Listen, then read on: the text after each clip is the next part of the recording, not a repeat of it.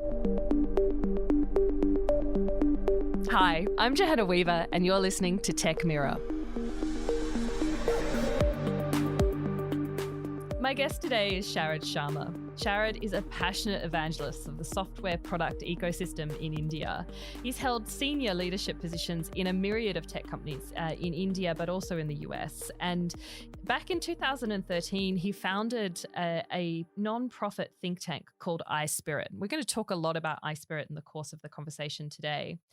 I was lucky enough to meet with Sharad when I was in Bangalore earlier this month, and I just had one of those absolutely fabulous conversations that I just had to invite you onto the pod, and I'm so delighted that we were able to make this happen. So, Sharad, welcome to Tech Mirror.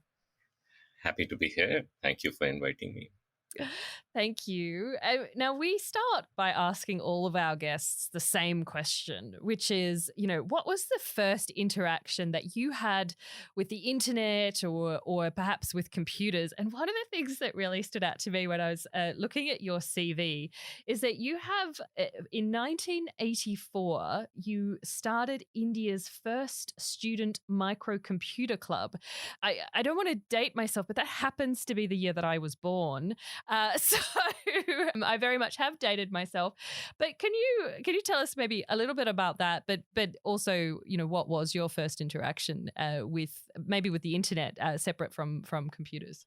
Yeah, so I'm 1964 born, so I was 20 years old. I was doing that engineering, a 4-year kind of an undergraduate program, and this was the time when all these computers were kind of becoming, they were beginning to capture the imagination of the young people at that time. And there was an operating system called CP/M.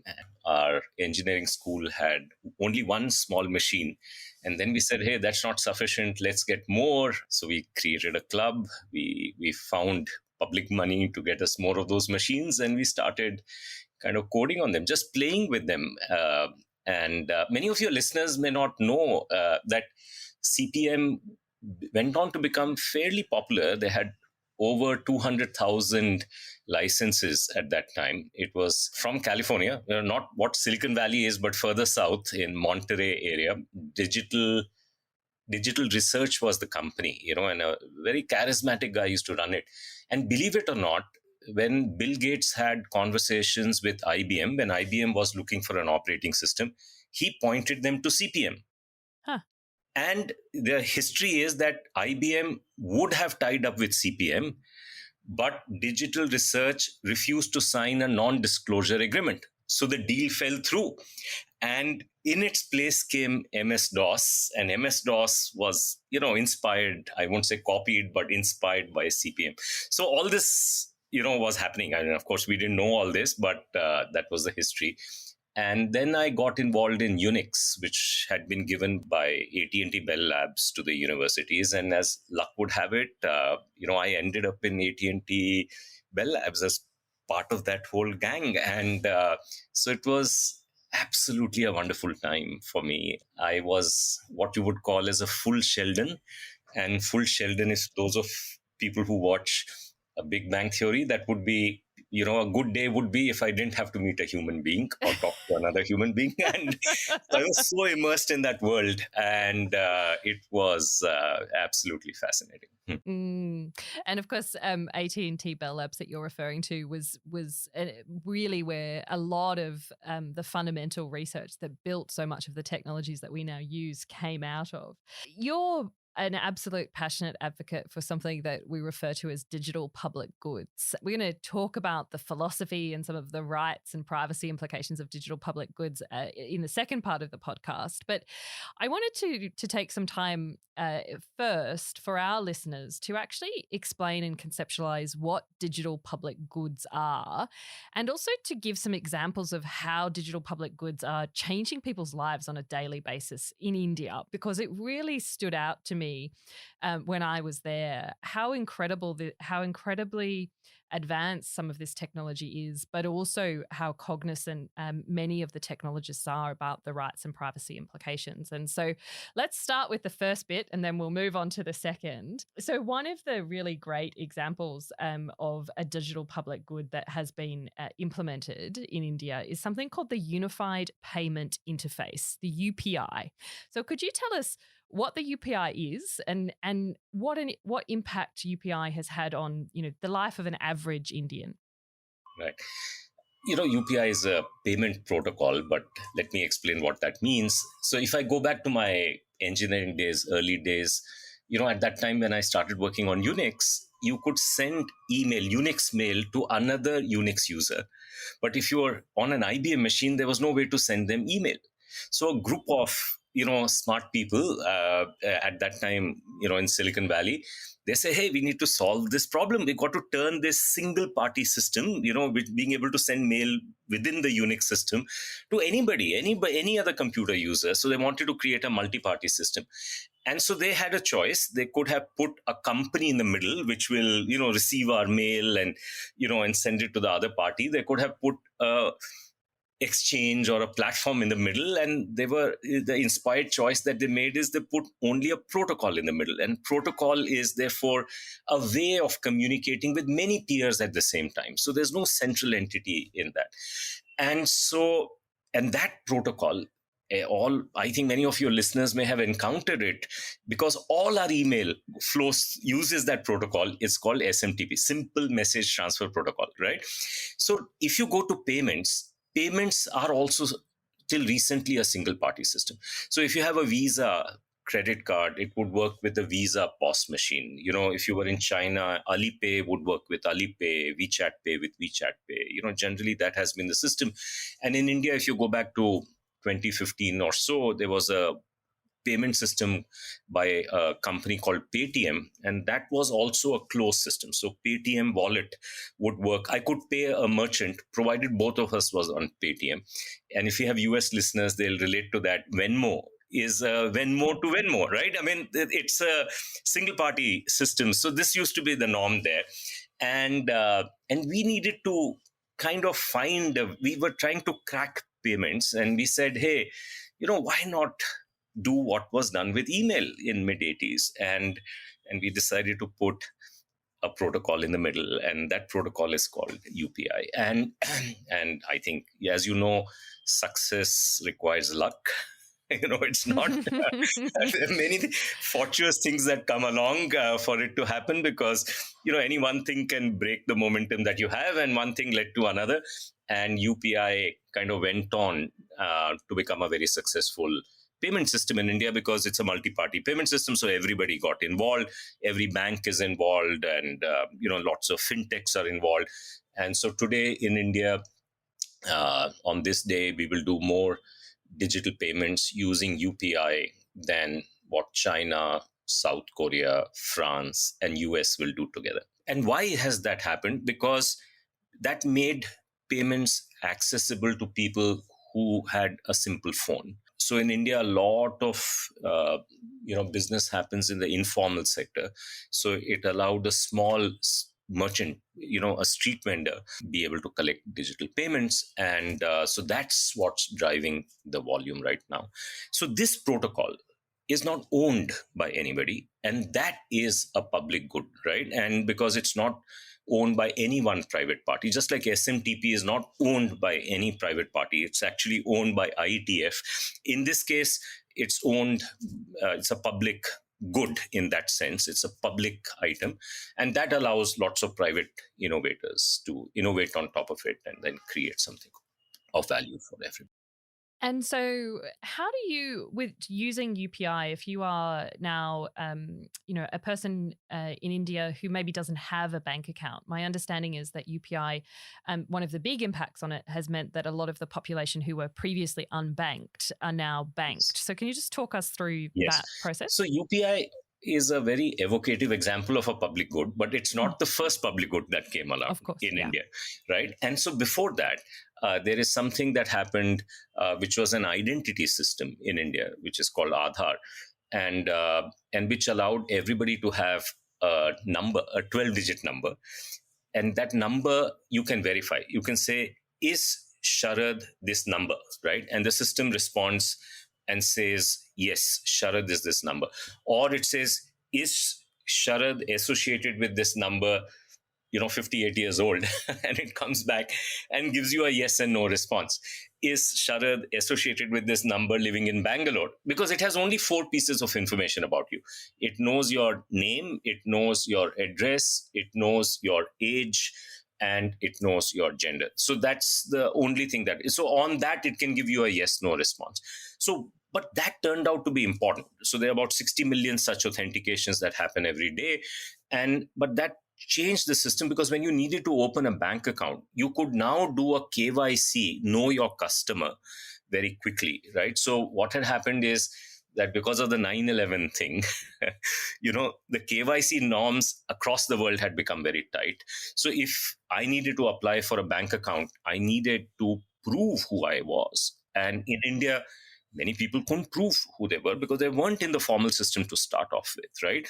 And in India at that time, if you go back to 2008 and 9, 58% of our births would happen in a formal setting. So if you happen to be the remaining, part of the gang, which is 42%, you didn't even have a birth certificate to start with, right? So what Aadhaar did was to solve that problem at scale. So then it became very inexpensive to do an electronic KYC. And since if you did a paper KYC, that would cost you at that time 50 rupees. And if you did an electronic KYC, that cost you 2 rupees. So the banks were now willing to open accounts for what were very marginal customers, right? I mean, they would keep very low balances and perhaps even zero balances. But they said, if it's only 2 rupees, hey, we can do that, because one day, hopefully, they'll be keeping more money and it's good for us to acquire them. So in 7 years, India zoomed from a country which had very low bank penetration to a country where now more people have bank accounts in India than they have electricity at home. And so this 7-year journey, Bank of International Settlements, which is central bank to central bank, did an analysis, and they said typically it took countries 46 years to achieve. Right? So that became possible because there was a simple public good that was created, which allowed KYC to happen very quickly. So had that not happened, then UPI would not have happened, because UPI relies on moving your money from one bank account to another. And if many people didn't have a bank account, if that street vendor didn't have a bank account, then he won't be able to collect money on UPI. So luckily, these things have happened in succession, and one thing has led to another, and it's kind of added up into a significant kind of a financial inclusion journey for India. And I think, a lot of people, when they hear this story, one, there is the technical story that sits behind it, which is extraordinary. And then there'll also be a lot of people who immediately think about, well, what about the privacy implications? What about the rights implications of that? Aadhaar, for example, had multiple Supreme Court challenges that went through at the time that Aadhaar was implemented. So can you just speak a little bit about how these digital public goods are taking into account and actually protecting and moving rights right into the center of the conversation rather than marginalizing them? Because I think this is actually a key part of the debate that doesn't get focused on enough. Absolutely. And this is a very important issue. Because as we'll talk later, technology shapes the social kind of norms, right? And so therefore, thinking of technology broadly is very important. So in this case, for example, let us say I use this eKYC system to open multiple bank accounts. Then should the government be able to key in my number, my 12-digit number, and quickly see how many bank accounts do I have?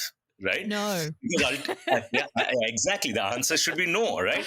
And so therefore, the system has to make it impossible.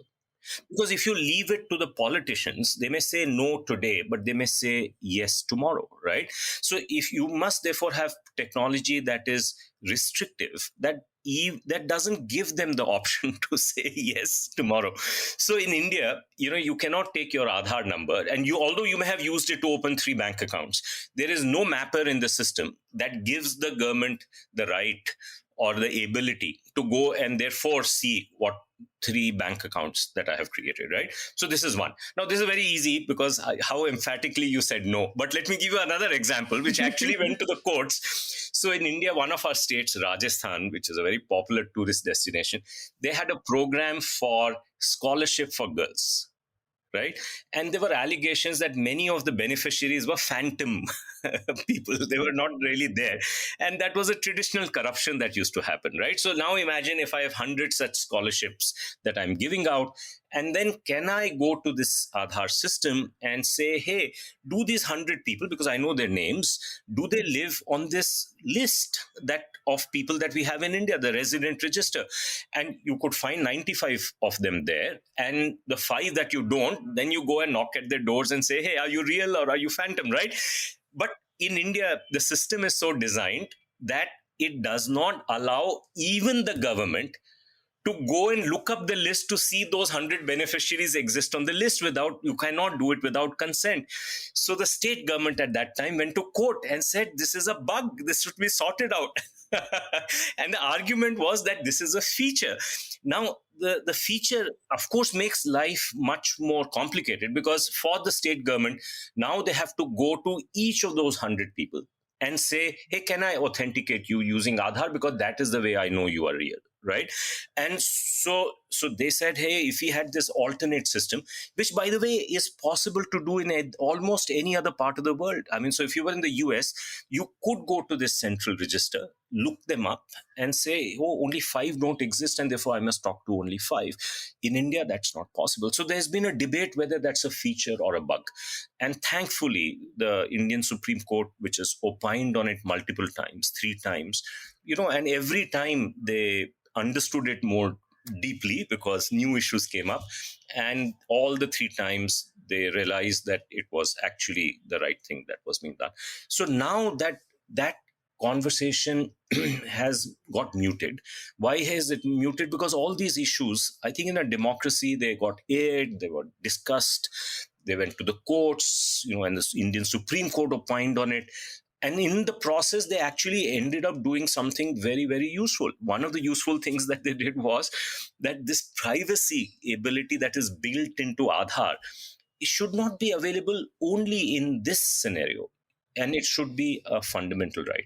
So they gave a 9-0 judgment there was a Supreme Court bench, and 9-0 things are Never almost happens. impossible to Yeah. turn around.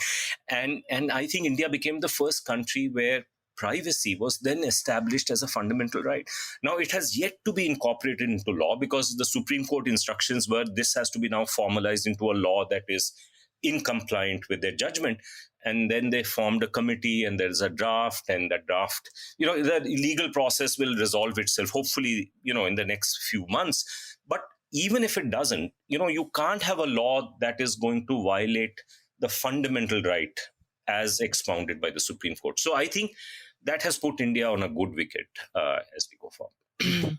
Yeah, and I think it's so, when you explain that, it's actually kind of the opposite of what people initially think when they hear about digital identity or online payments. What has actually happened through the Indian system is that, if I was to articulate it very simply, the difference of the Indian approach to the approach in the US or other places, in India, you're building the technology to protect the privacy, whereas in a lot of other places, we're relying on regulation and policy to bring the privacy. But what the side effect, which is extraordinary through this, through the Supreme Court cases, in India, the Supreme Court is the highest court. In Australia, it's the High Court, is that you've actually taken a technical solution that delivered privacy from an online perspective, and then had that right be extended offline. And there are 2 side effects of this, Johanna, I think, which are good learnings.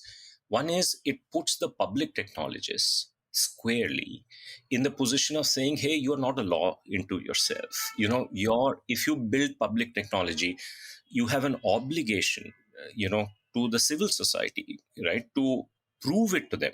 There's no reason for them to believe it. Yes. Just because you're Trust me saying it, doesn't cut it. right? Yeah. Yeah. Right. And I would admit all of us were in this camp and saying, hey, don't you know how good we are at this? Yes. Yeah. And then we went through this exercise, and then we realized that now anything that we build, we have an obligation to educate, explain, put it out into the open. And the earlier you engage, the more trust will be built, right? So that's number one. Number two, it allowed India to do de novo digital policies, now, which very few countries are able to do. I'll give you an example. So, in the case of COVID, for example, right, India managed to provide 2 billion vaccination doses in essentially 1 year, right? And they were all free because they're offered by the government to everybody for free. But you had to obviously sign up for it, take an appointment, and then go, and then obtain a digital certificate, which is authenticable. So in my certificate, there's a barcode that anybody can read, and it will go to the backend to tell you whether my certificate is authentic or not authentic, right? So for this whole process to work out, the only way to get this scale of 2 billion vaccination doses, which is two kind of doses for almost every Indian, was to do it as a purely digital process. Now, had you gone back in time, if you went back 5-6 years, even I would have argued that taking a purely de novo digital process would exclude lots of people. But the journey of India is such now that conversation is not a material conversation, because now people have a lived example of everybody getting a vaccination, but only by engaging with the system in a digital way, right? And sometimes they don't do it themselves. They have a younger person in the family to do it. They'll have a para nurse. They call ASHA workers. So there's an assisted model, but nevertheless, it's a purely digital model. And that, I think, is very important, because now if you think of it, then if you can apply that to many other areas, for example, education or other parts of health, then it opens up the doors to scaling good things out quickly, which would have been impossible in the old model. And especially when, I want to be clear here, we're not having a conversation that is unbridled techno optimism. This is actually really a conversation that is grounded on these technologies have rights and obligations built into the way that the technologies work, so that you can't actually violate privacy when you're using these technologies. And that is a real game changer.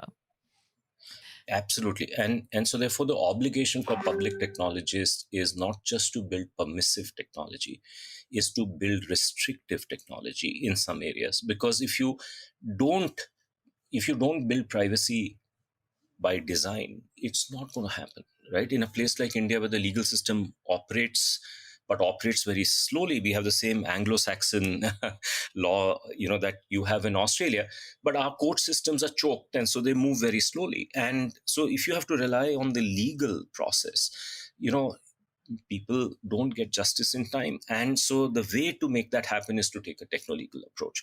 And therefore, there's an obligation on public technologists to think of their obligations to society in a new way that was not happening before.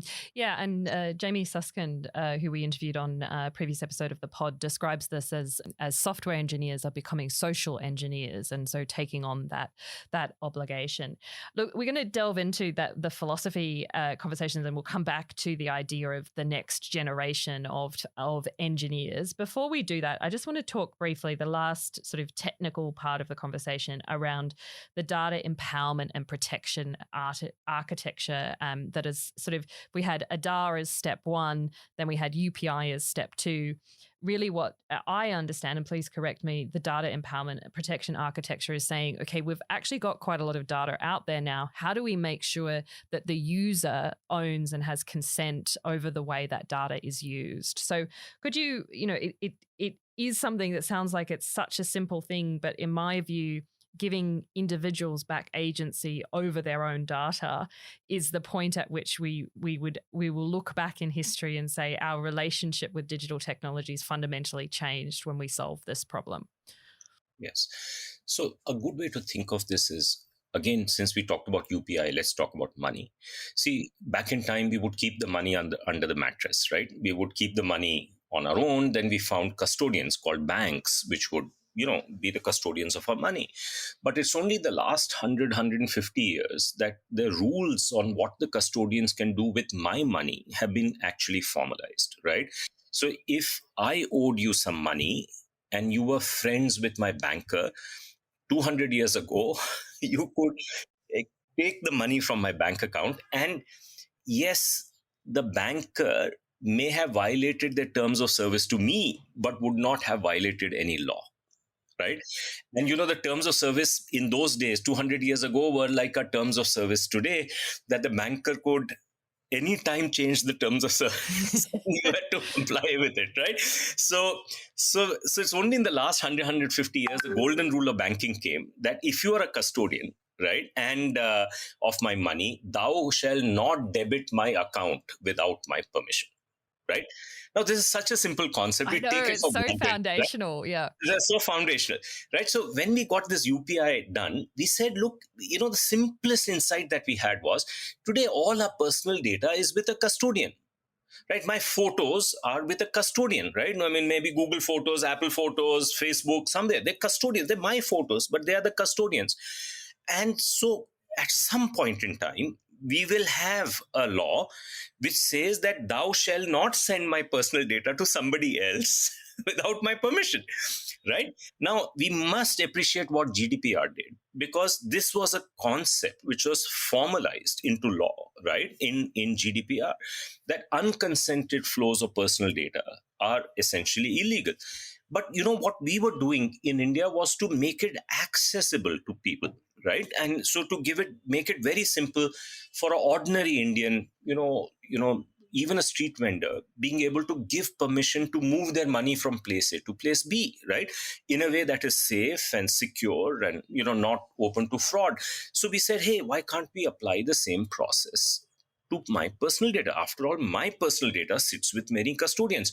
Some of it is with my telecom operator because they know what cell towers I visited. Some of it is with my bank because they know what is the transactions that I've had.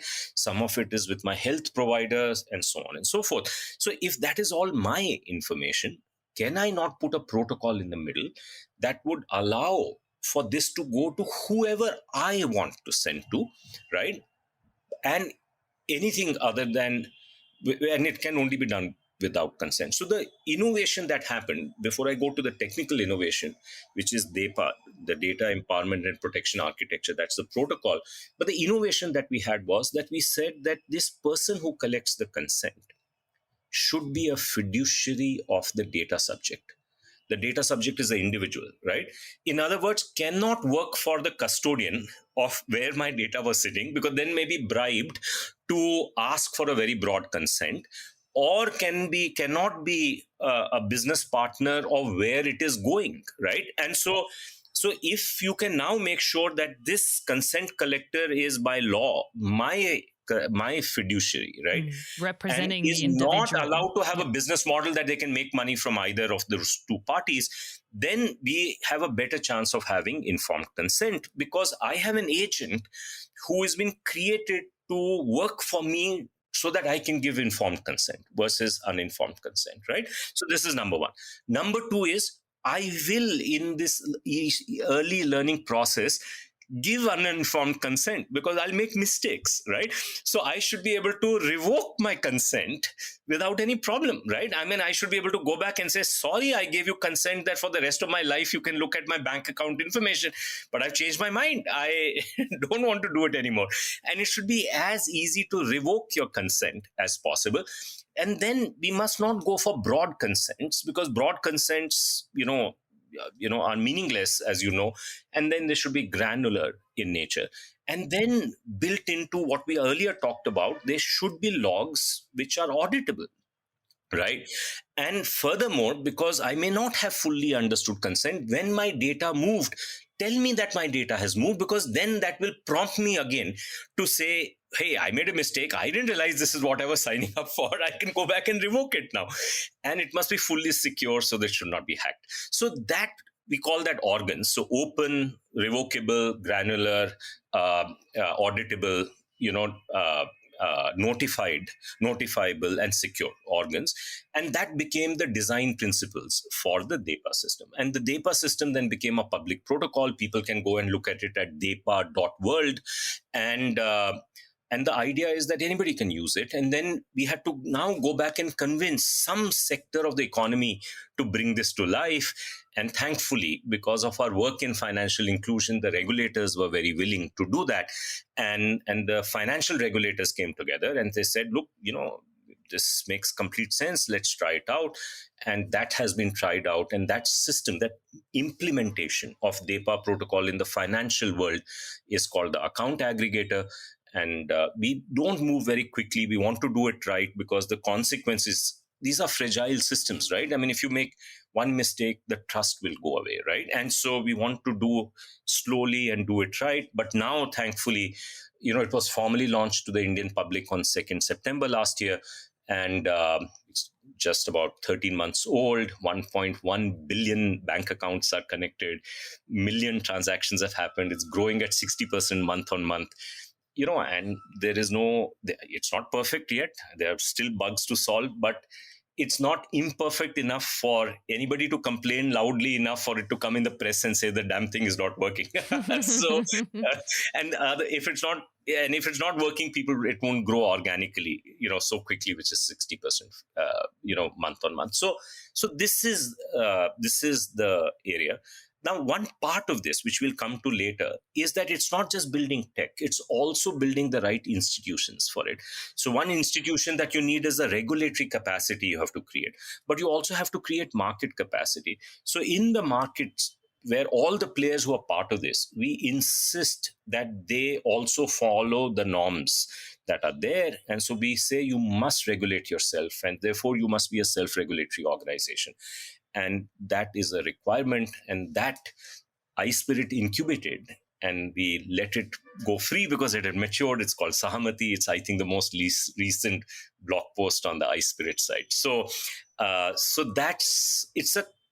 you can see, it's not just tech thinking, it's tech, regulation, market, all the three coming together that will bring this to life. Yeah. And so, I mean, there's a few things there for us. One, for anyone in Australia listening to this, it's not dissimilar a concept to the consumer data right, which we are looking to expand in Australia. We have a consumer data right over energy, and it's looking to expand into other sectors, but it's actually far more mature in its progression in India.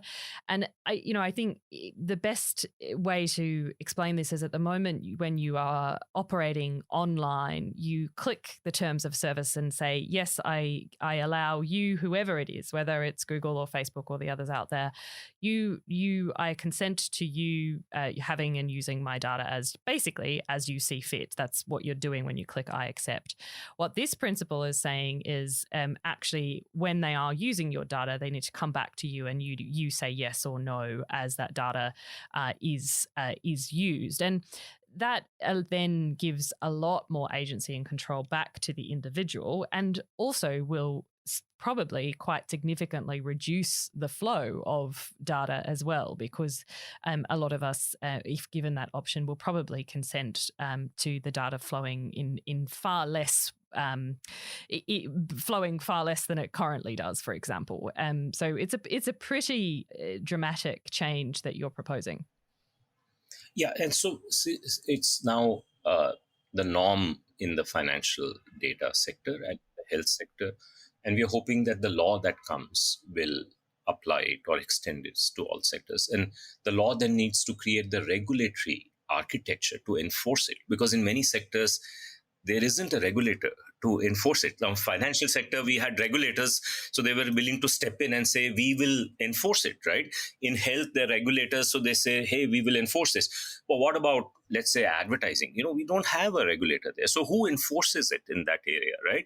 And so the law has to hopefully provision for creation of a data regulator, at least in those sectors where we don't have regulators or well-functioning regulators at all. All right. So I would love to speak a little bit about iSPIRT. You mentioned there that iSPIRT incubated one of these regulatory frameworks. Can you tell us what iSPIRT is, and also how the work that you do actually happens? Because it's quite extraordinary. It's volunteers doing all of this. Yes.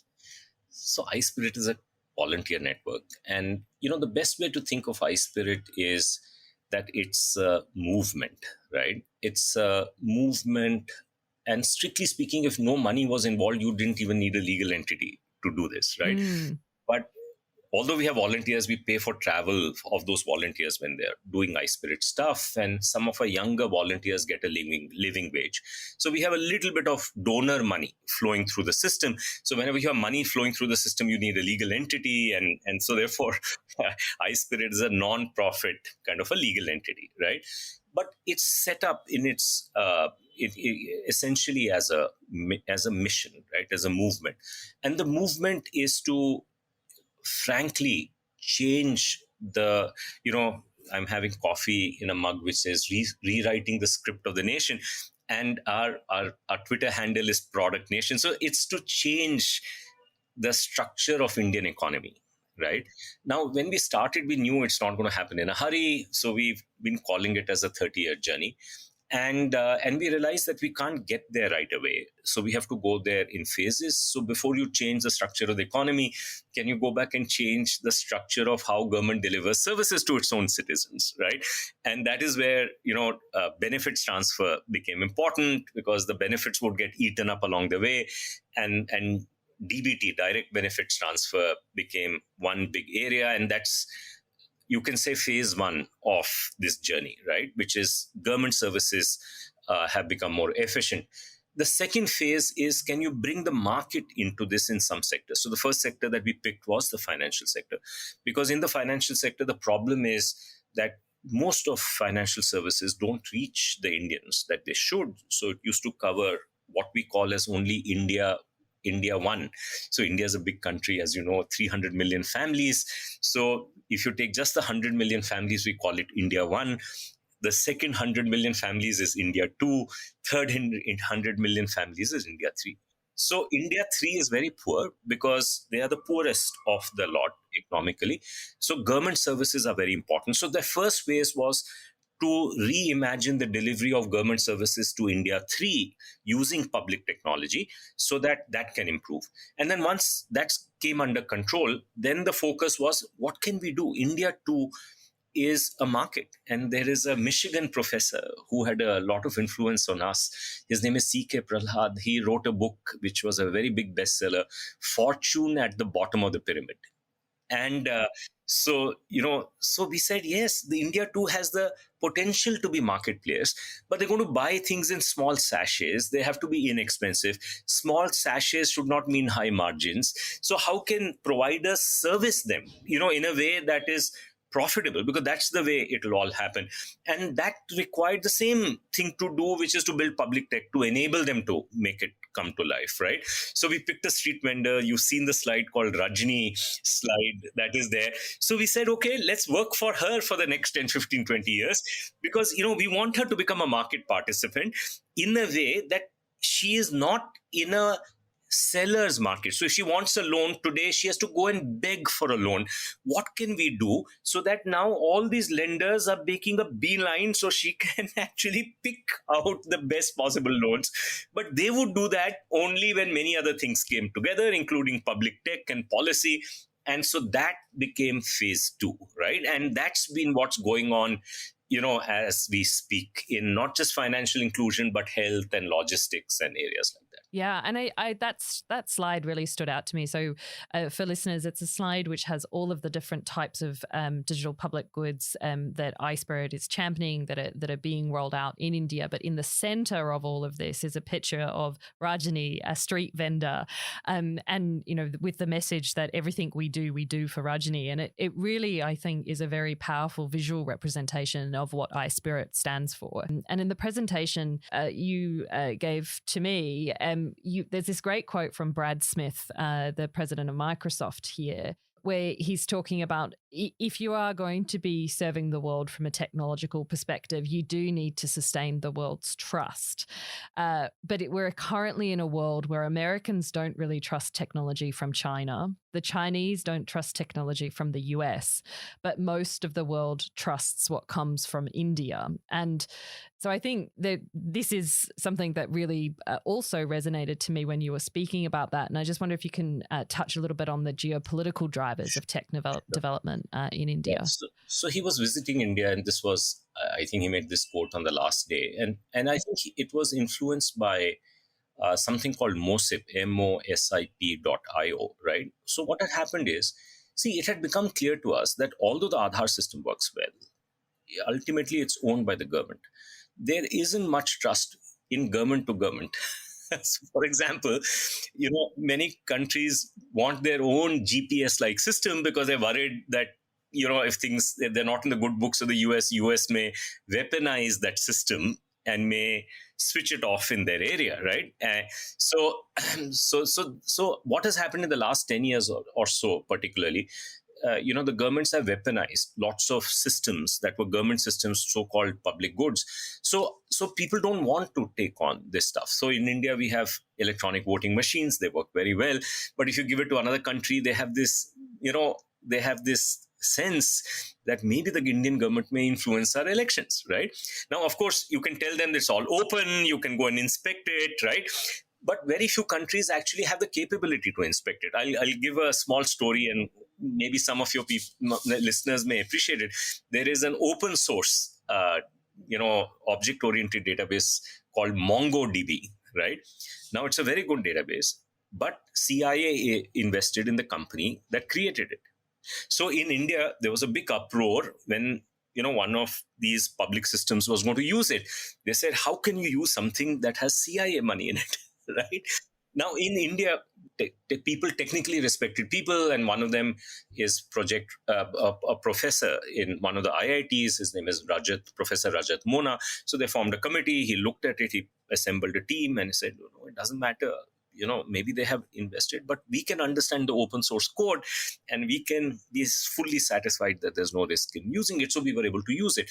But many other countries won't have Professor Rajat Mona's and that kind of capability to analyze it. So for them, it is better to not go with something that has lineage that is suspicious, right? So what has happened here is that lineage has become very important, because open source, a lot of open source is corporate open source. A lot of open source is billionaire open source. So for example, Bill and Melinda Gates Foundation has an open source payment solution called Moja Loop. Can you just explain for listeners who maybe don't have the technical background what open source actually is? So open source means that if you have a piece of software that you're going to use, it's not a black box. It is available to you, and you can inspect the source code and, in fact, modify it, right, without problems. And in fact, you mentioned, one of your earlier guests, and he in the podcast mentioned Code 2.0, and that comes from Larry Lessig. And Larry Lessig created the legal framework for all this to happen in a sensible way, and that's called GPL. And there are many other license mechanisms to do that. So if I'm a user of that software, I can not only inspect it, I can also modify it, to suit my needs. So I am not at the mercy of somebody else. There's no trust me element to it. If you want to, if you've got the skills, you more can. Trustworthy, right? Exactly. Now, in the hands of a very informed user, this is good enough, right? But most countries don't have the technical capabilities to do that. So then for them, the proxy is that, are the custodians of this trustworthy, right? So in India, what we realized was that if you wanted our identity system, which was working very well for India, if you wanted other countries to use it, it needed to be parked in an educational institution that was itself trustworthy, right? So we parked it here in Bangalore in a place called Triple IT Bangalore, in whatever it's called, Indian Institute of IT Bangalore, and very well regarded. And on top of it, right from the beginning, we created an international advisory council which would oversee and examine everything that was happening right from day one, right? And what they were producing is furthermore open source, right? So when many things come together, then this becomes trustworthy. Simply making it open source is not enough, right? So lineage becomes very important. And ironically, the most trustworthy public goods in the world come from IETF, and I know you are a fan of I IETF as am well, Internet Internet Engineering Engineering Task Task Force. Force. And what is it? It's just a collection of volunteers, right? So we've come to a point where a collection of volunteers, if they are do-gooders and they have won the trust of society, they can be trusted as good custodians. Educational institutions can be trusted as good custodians. For example, I'll give you another example. There's a district health information system, which is also open source. And it's very widely used across the world. In India alone, 16 states use it. But that comes from University of Bergen in Norway, right? And so that gives people the confidence that these academics are not mercenaries, right? They're not doing it, for making money, and they would be good custodians. So lineage is very important. And what Brad Smith is saying is mostly in the context of where we have started to get the lineage right. So our thing is that it's not only important to build digital public goods, but it's also to build them in a way that their governance, their custodianship, their lineage, it creates long-term trust in them. And that often means not having it with the government, and not having it with billionaires, and not having it with market entities, right? And having it either with a volunteer group or having it with an educational institution. Long answer to a short question. No, it's brilliant. It's fascinating. And so, the two last substantial questions that I'd love to delve into is this concept of how do we create a new generation of engineers who understand their responsibility in building digital public goods, or public tech, as you've been referring to it, because it is a shift in thinking. And I think the phraseology that you used in the conversation we had earlier was that we need to move away from technology being values free to being values based. I fundamentally agree with that. How do we actually get the technologists to understand that? And what's been the response from the tech? You are a technologist, but what has been the response from the technologists that you work to that concept? So there are three things that we have to take into account. One is that this is a new way of thinking about technology, and I think the person who kind of popularized this is E.O. Wilson, an evolutionary biologist who got scared with what was happening with CRISPR, and to his credit, then thought more deeply about it and felt that this is not just a CRISPR issue, this is not just an AI issue, this is broadly applicable to godlike technologies that we are creating. So the term that he used is the technology is becoming godlike, and wherever it's becoming godlike, we got to approach it in a new way. And so this is number one. Number two, we have to overcome some myths that have bedeviled all of us, actually, not just the technologies. And one myth is that somehow, if we create open protocols, that will lead to decentralization, and that's not true at all. Our lived experience is not like that, right? And why that happened? Because of a famous book called The Long Tail by Chris Sanderson, and he said less is more. The long tail will thrive and the fat tail will shrink. No, the reality is that actually, when these things happen, the long tails don't thrive that well. They do okay, but actually it's a hit market that happens, and that's what we are seeing. The few companies become dominant, few movie titles become dominant, music becomes more concentrated around a few areas, and so this is a myth that we have to overcome, that somehow, just doing open protocols is an answer to a long tail economy coming up, and that doesn't happen. The other myth that is very important for us to overcome is that small suppliers like open networks. Now, this is very counterintuitive, right? So in India, there's an airline that has come up recently. It's called Akasa Airline, right?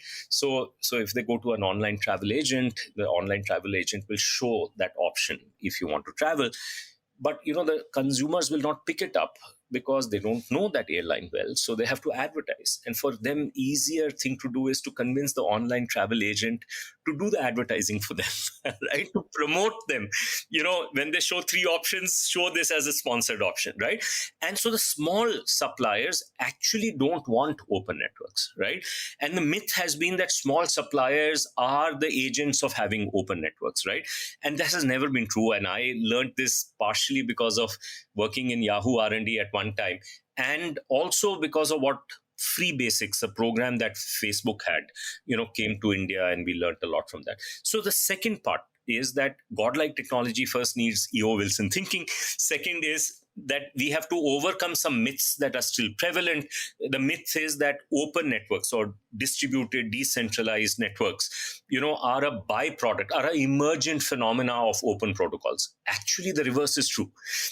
Open protocols lead to concentration, lead to monopolies, lead to, long tails being sacrificed for fat heads. And so these myths have to be overcome, right?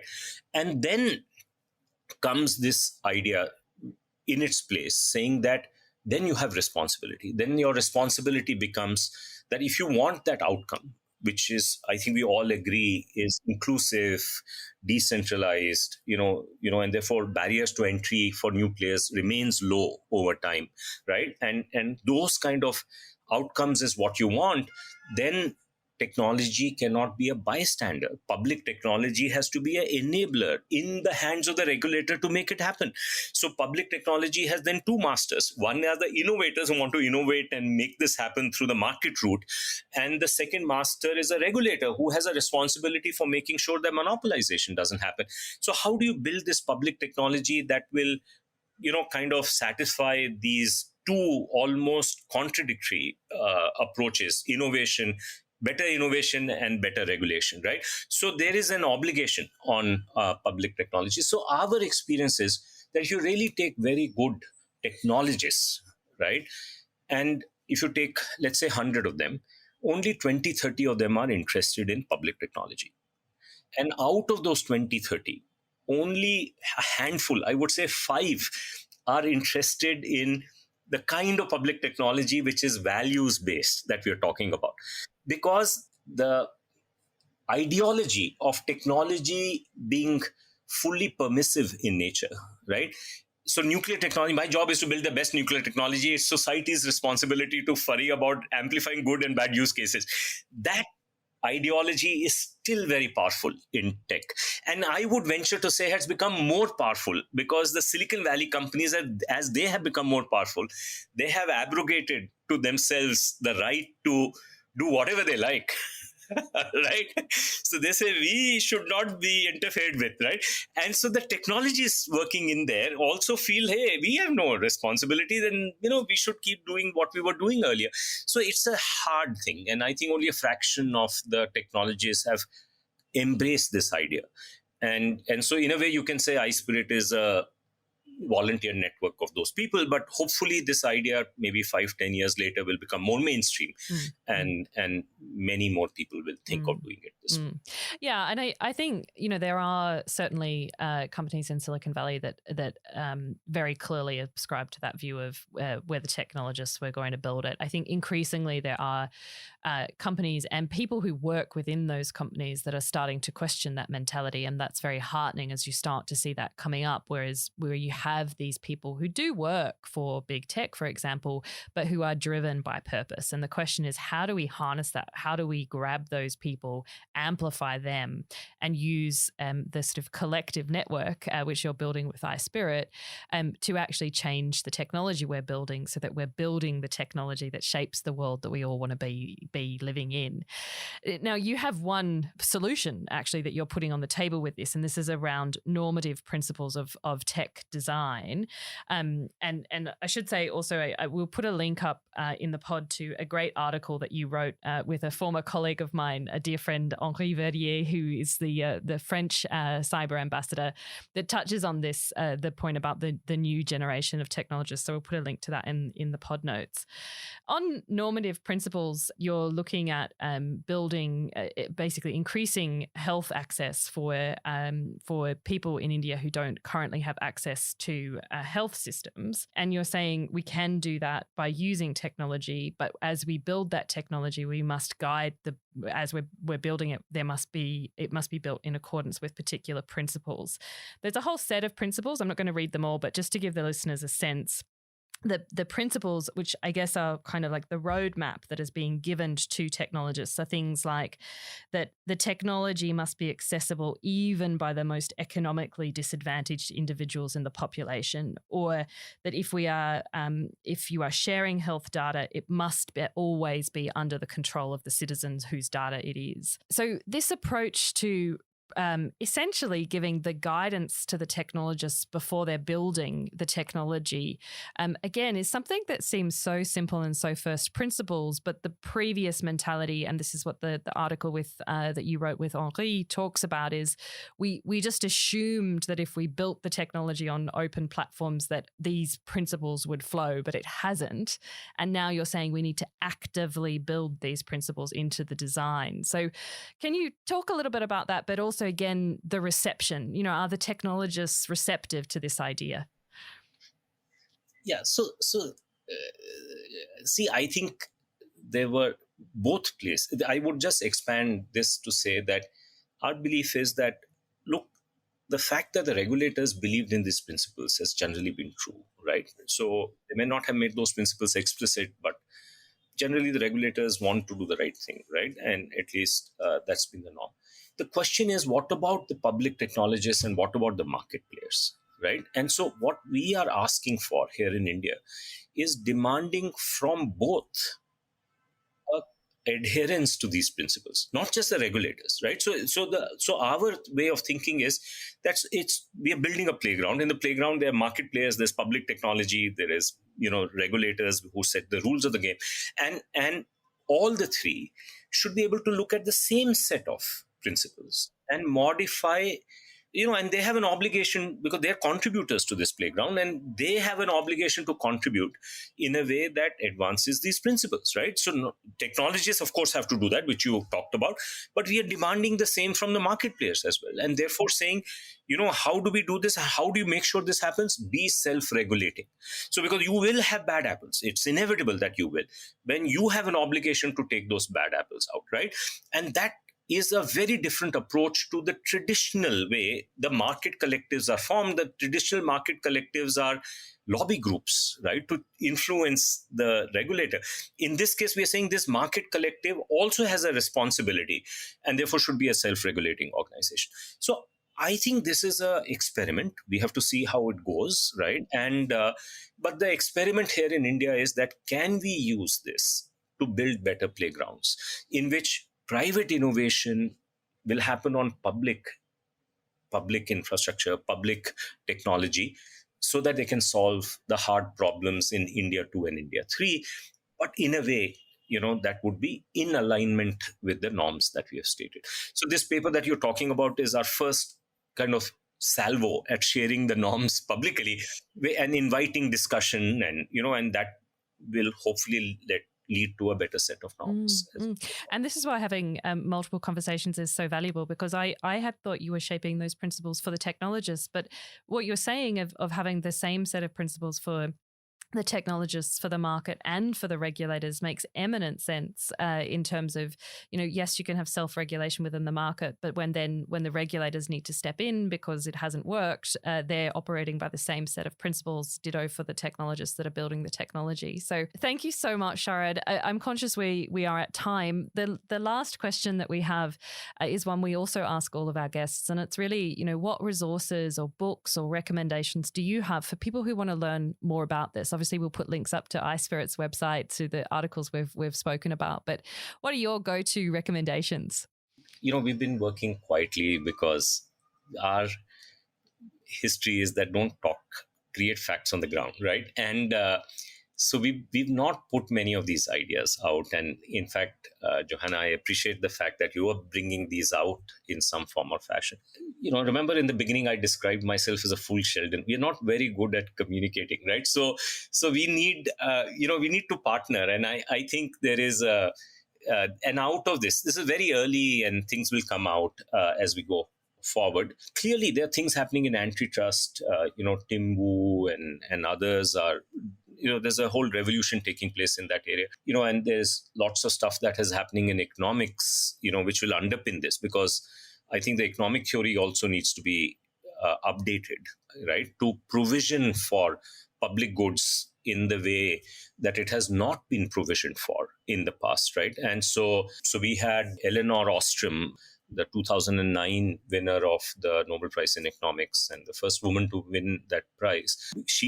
She put this in place, but this is the start of that journey. A lot more has to happen. And Paul Romer has talked about a little bit between the role of innovation and public goods, as Elinor Ostrom talked about, but more needs to be done. So economics has to embrace this in a very big way. And then this idea that, people who are neither making money nor having any glory, right, can create significant assets is not understood by our MBA schools, right? Because their definition is that everybody does it because money is the motivator. And Wikipedia is a living example of that not being the case, right? And so you don't have to go far. Linux and even Unix and many other things that India has done are a product of, management theory having to be advanced. So I think, these are the areas where we must engage, because these are the places where we have to go and talk about our story. And I think all this can only happen if technologies and policymakers come together to do it. Because if only the public technologies are doing it, it will not happen. And if only the public policymakers are doing it, it won't happen. So my thing is that the first place where we have to build a bridge is between public technologies and public policy, right? And if we do that, then these are the other areas that we can take this thinking to as we go forward, right? And so that's one way to think about that. And I think this is where we have an absolute mind meld, because you're the technologist, I'm the public policy, and we both very much believe that we need to be building the bridges between our two communities. Thank you so much. It's an absolute honor to have met you when I was in Bangalore, but also thank you so much for being so generous with your time this afternoon, and for all of the work that you and time that you give, and the volunteers at iSPIRT in the work that you do. So looking forward to working with you going forward in the future. And thank you so much for your time today. Thank you so much, Johanna. Take care. Bye. Tech Mirror is a podcast of the Tech Policy Design Centre at the Australian National University. This episode was produced on Ngunnawal lands by Jack Fox. Ben Gowdie provided invaluable research and post-production support. If you would like to support the pod, please give us a 5-star rating, or even better, leave us a short review. This really helps us to get the word out. We also love it when you send us questions or comments. We read them all. You can find out more by following us on Tech Policy Design on Twitter or LinkedIn, or Google Tech Policy Design Centre and follow the links. Thanks for listening. Get in touch and get involved.